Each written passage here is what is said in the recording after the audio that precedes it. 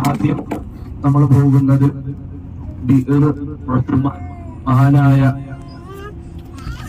ഉസ്മാൻ ഇബ്നു അഫ്ഫാൻ റളിയല്ലാഹു അൻഹുവിന്റെ പേരിൽ അറിയപ്പെടുന്ന കിണർ ഉള്ള ഭാഗത്തേക്കാണ്. ഇന്നലെ നമ്മളൊരു കിണർ കണ്ടു അല്ലെ, ബിർ ഖാത്തം, മോതിര കിണർ.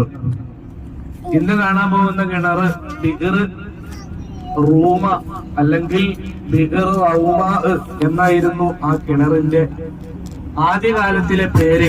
മദീനയിൽ നബി സല്ലല്ലാഹു അലൈഹി വസല്ലം തങ്ങൾ ഹിജ്റ വന്ന സമയം ശുദ്ധജലം കിട്ടുന്ന കിണറുകൾ വളരെ ചുരുക്കം മാത്രമായിരുന്നു ഉണ്ടായിരുന്നത്.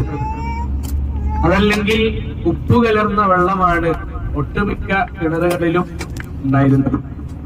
അപ്പൊ ഈ റൗമായി എന്ന് പറയുന്ന കിണറിൽ നല്ല ശുദ്ധജലം കിട്ടും. പക്ഷേ അതൊരു ചൂടനായ മനുഷ്യന്റെ പക്കലാണ് ആ കിണർ.